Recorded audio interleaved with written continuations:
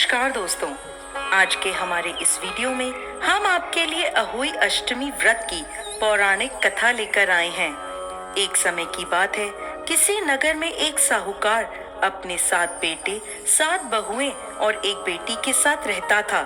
दीपावली से कुछ दिनों पहले घर के आंगन को लीपने के लिए साहूकार की बहुएं और उसकी बेटी मिट्टी लेने के लिए गईं।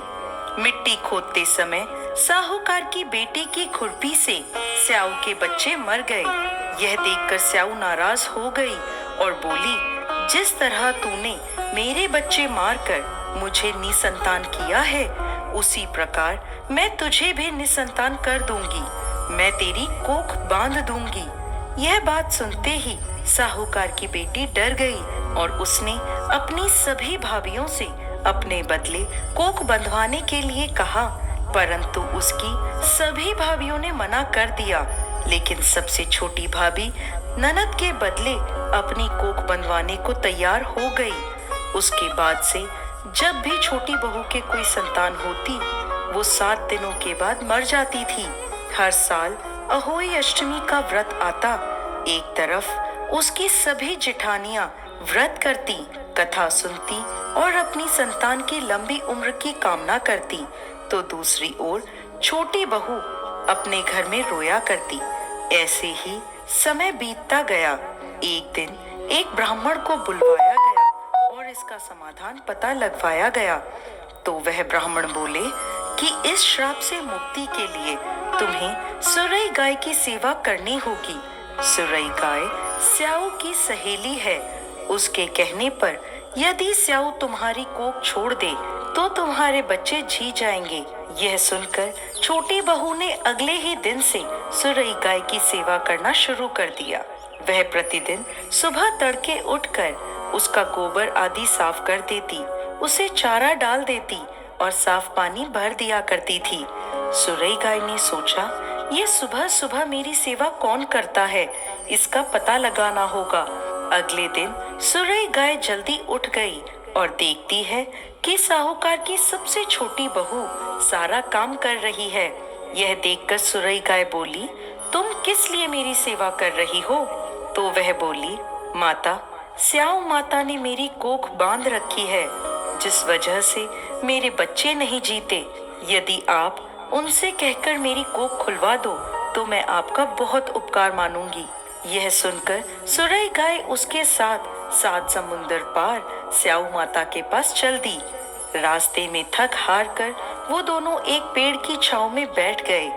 जिस पेड़ के नीचे वो दोनों बैठे थे, उस पेड़ के ऊपर गरुड़ पंखनी का घोंसला था, जिसमें उसके छोटे छोटे बच्चे थे। थोड़ी देर में साहूकार की छोटी बहू ने देखा कि वहां एक सांप उन बच्चों को खाने के लिए आया है। यह देखकर छोटी बहू ने उस सांप को मार डाला। जब गरुड़ पंखनी वहां आई तो उसने पेड़ के आसपास रक्त देखा, जिसे देखकर उसे लगा कि इसने मेरे बच्चों को मार दिया है। वो अपनी चोंच से साहूकार की छोटी बहू को मारने लगी। तब वह बोली, मैंने तुम्हारे बच्चों को सांप से बचाया और तुम मुझे ही मार रही हो। ये सुनकर गरुड़ पंखनी खुश हो गई और बोली, तुम जो चाहे मुझसे वर मांग लो। तब छोटी बहू बोली, बहन, 7 समुद्र पार स्याऊ माता रहती है, तुम हमें वहां तक पहुंचा दो। गरुड़ पंखनी ने उन दोनों को अपनी पीठ पर बिठाया और 7 समुंदर पार स्याऊ माता तक पहुंचा दिया। स्याऊ माता सुरई गाय को देखते ही प्रसन्न हो गई और बोली, आओ बहन, बड़े दिनों में आई हो, अब आई ही हो तो मेरे बालों में से जुएं निकाल दो। तब सुरई गाय के कहने पर साहूकार की बहू ने स्याऊ माता के सिर से सारी जुएं निकाल दी। इस पर खुश होकर स्याऊ माता ने छोटी बहू को आशीर्वाद दिया कि तेरे 7 बेटे और 7 बहुएं हों।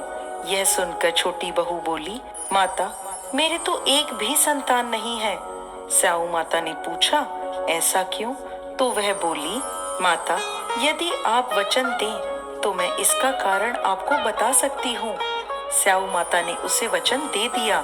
स्याऊ माता को वचनबद्ध करने के बाद छोटी बहू बोली, माता, मेरी कोख आपके पास बंधी है, उसे खोल दें। यह सुनते ही स्याऊ माता बोली, अरे मैं तो तेरी बातों में आकर धोखा खा गई।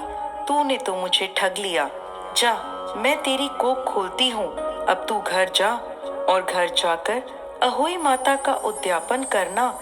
7 अहोई बनाकर 7 कढ़ाई देना। साहूकार की बहू घर लौटी तो देखती है कि उसके घर में उसके 7 बेटे और 7 बहुएं बैठे हैं। यह देखकर वो बहुत प्रसन्न हुई। उसने 7 कढ़ाई और 7 अहोई बनाई और अहोई अष्टमी का उद्यापन किया। उधर दूसरी ओर जेठानियां बोली, चलो सब जल्दी जल्दी पूजा कर लो, अभी छोटी बहू का रोना धोना शुरू हो जाएगा। जब काफी देर तक उसकी आवाज नहीं आई तो भाभीियों ने अपने बच्चों को पता लगाने भेजा।